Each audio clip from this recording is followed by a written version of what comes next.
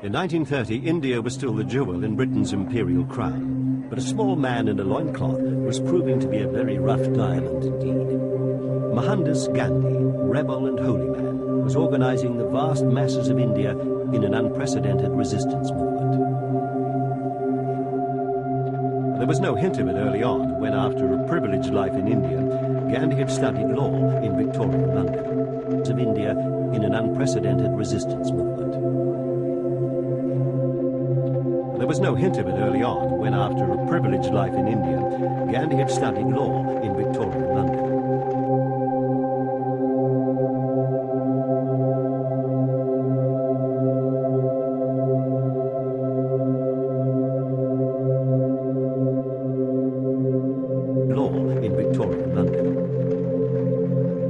Serving as a correspondent in the Boer War would help change his life. He gave up a wealthy law practice to work in South Africa for £1 a week, fighting discrimination against Asians.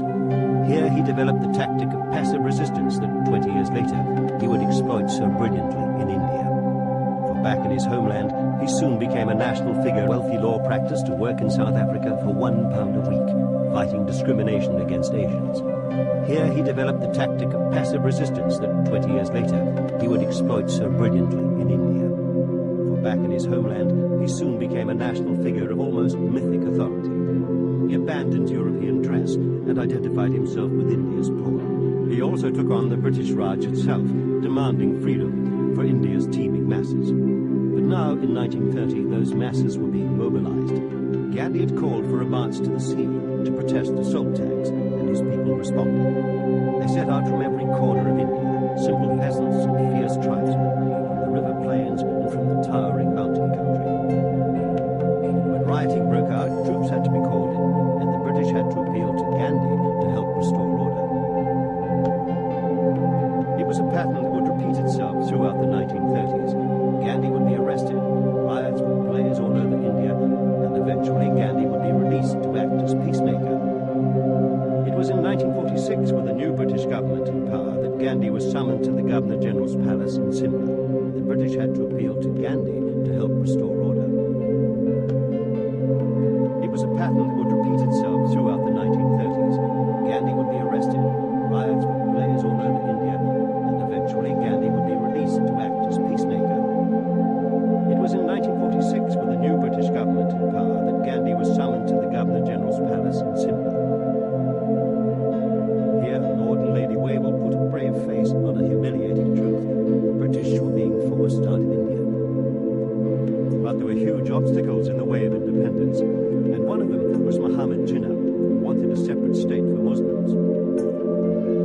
Gandhi, always the idealist, ever the conciliator, tried to persuade his fellow Hindus to grant generous concessions to the Muslim minority.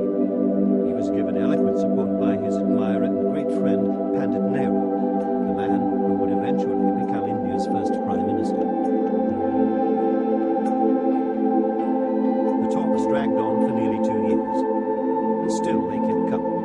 The diplomats and negotiators, the party chiefs and tribal leaders, the appointed spokesmen for India's great cauldron of different cultures and different religions.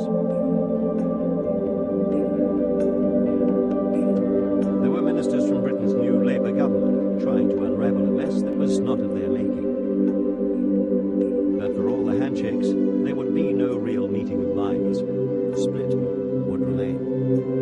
When Gandhi learned that his beloved India was to be divided, he was heartbroken. When Hindu and Muslim groups attacked one another in a rage of disappointment, Gandhi began a fast in protest. The fast was the weapon he'd used against the British, and now he trained it on his own country. As he neared death, emotional crowds implored him to stop, and in the end he did, but only when the fighting had ended.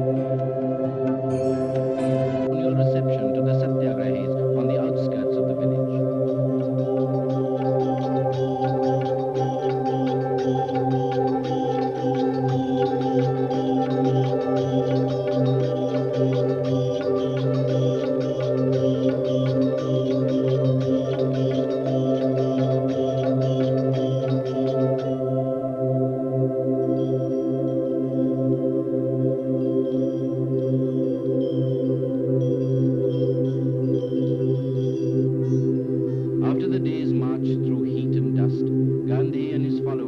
at the village Dharamshala for the night's rest.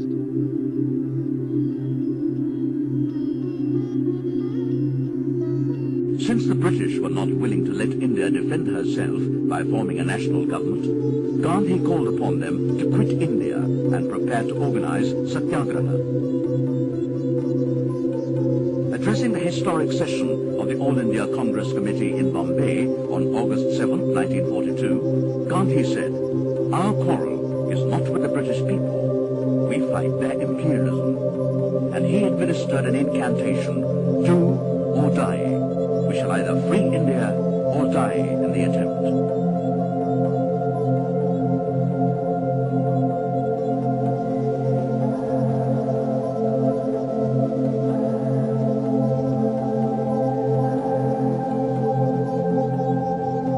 The Quit India resolution was passed. Mahatma Gandhi is dead. When vast throngs crowded Delhi's Birla House, urging him to break his last fast, few imagined an assassin would strike near this spot 11 days later. To the simple, trusting multitudes of India, this frail figure was a god. In his 40 years campaign for freedom, his creed was peace. When independence came, it brought bloodshed. Yet Gandhi's non-violence held in check the threat of civil war. His simple eloquence and ascetic life earned him the respect of all. Sir Stafford Cripps called him the world's greatest spiritual leader. Only history will name him mystic or astute politician. In every age, great men are born. Gandhi was one of these.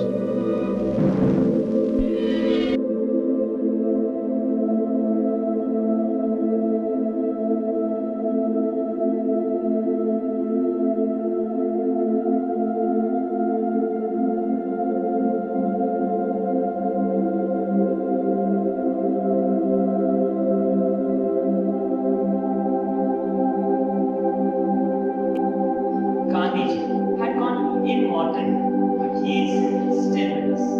Yes, he is still with us. His teachings are still alive with us. Gandhiji has taught us various teachings. He has taught us the weapon of non-violence, and I am greatly affected by his notion of simplicity. Gandhiji taught us to be self-sacrificing for national and developmental goals. Gandhiji taught us that how a noble method of mass dictation called Satyagraha can revolutionize the entire identity and entity of the Indian nation. Gandhiji taught us how can we brave, how can we be courageous, and how can truth defy all dogmas. Really, he was an incarnation of God, and he really taught us to be pure and to support the goal of